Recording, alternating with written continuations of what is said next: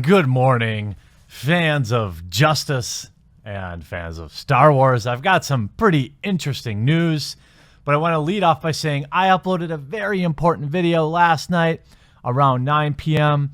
I'm almost certain that YouTube did not notify most people, so I'm going to leave a link in the description below. Very, very important stuff. You're going to want to commit the 3 minutes it is to watching it because, it's going to change the world.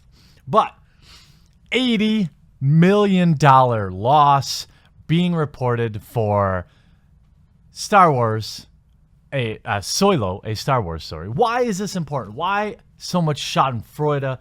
Well, it's true for Star Wars as it is for Magic the Gathering for me.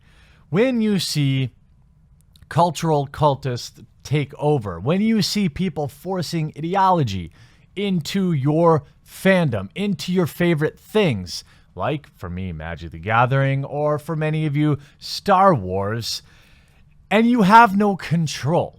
You can't change anything they're saying. The only thing you can hope to do is watch it fail and hope that the correct business-minded individuals make the right decisions, right? So, yes, Star Wars making money is good in general for us Star Wars fans because the more money they make, you would hope the more stuff they would do for us fans. They might expand the theme park. They might roll out better movies. They might roll out better action figures. They might roll out better swag. It doesn't matter. But we can't enjoy Star Wars if it's not making money.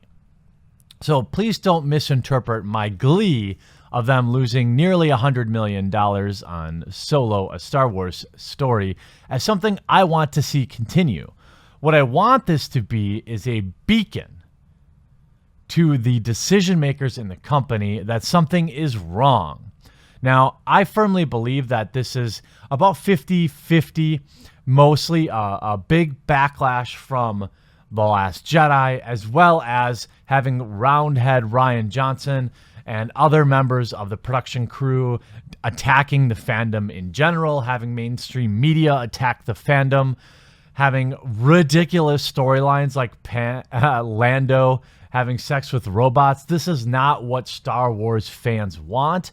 This is what cultural cultists want. People that identify themselves, and I'll do a whole nother video on this, hopefully this week, with the fandom.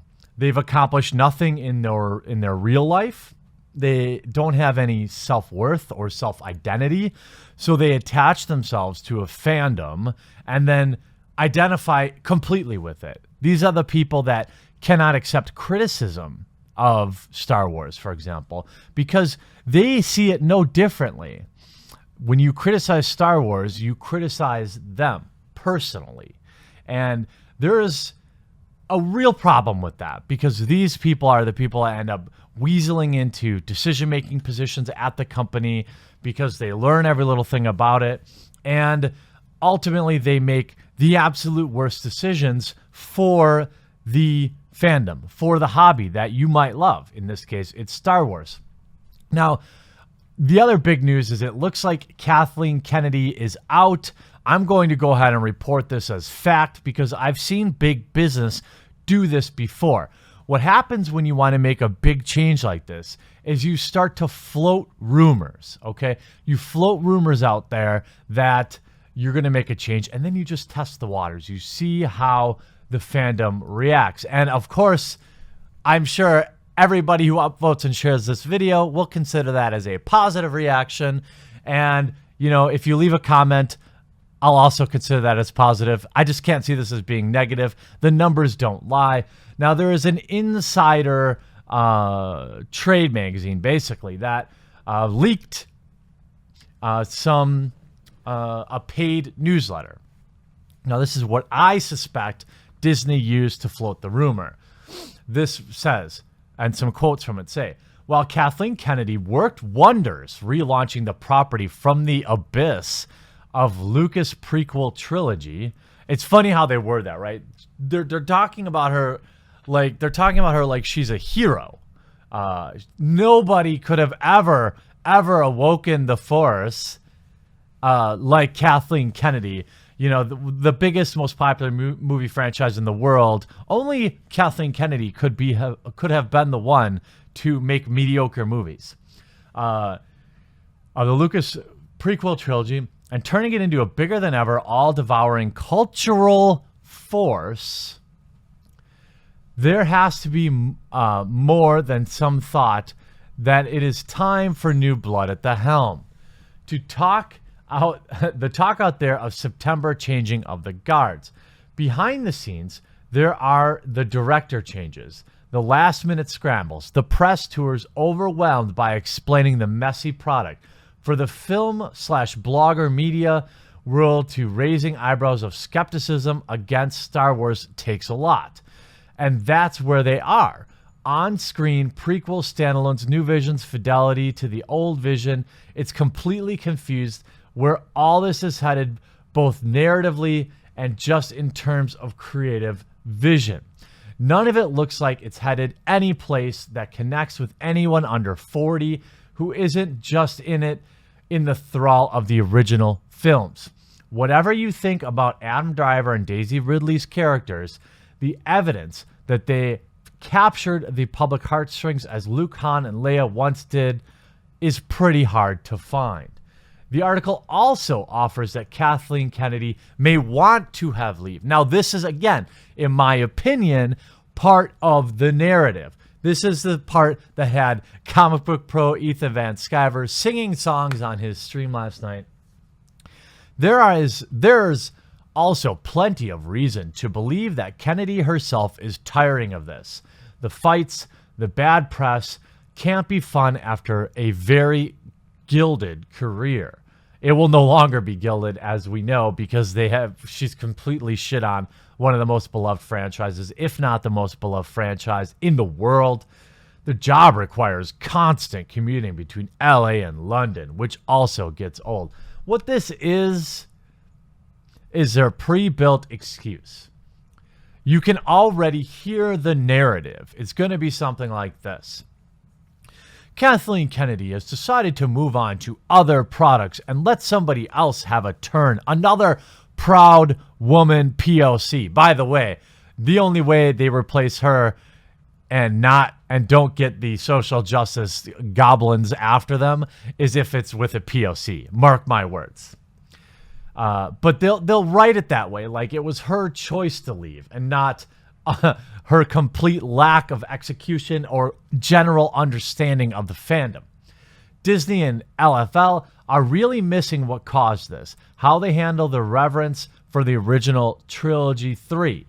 Han gets killed off like a punk from his emo son. Luke has a complete tonal change from the guy who risked going to the dark side to save his friends to a bitter elder man who turned his back on everyone after one failure. Worse, they pulled it off screen and expected the audience to roll with it.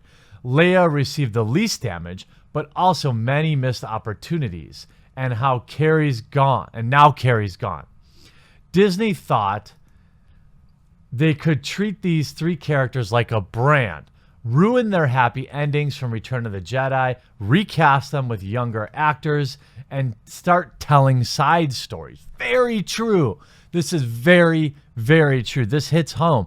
And I want to finish with an amazing nuclear burn from Mark Hamill. I don't know how else to put this, but it is well documented that Mark Hamill has not been happy with how Luke was written. Now, you cannot blame the artists for doing their job. I get it. You have work to do. It's the same reason that I didn't like people going after the actress that played Rose Tico. It is not reasonable. It's not their fault for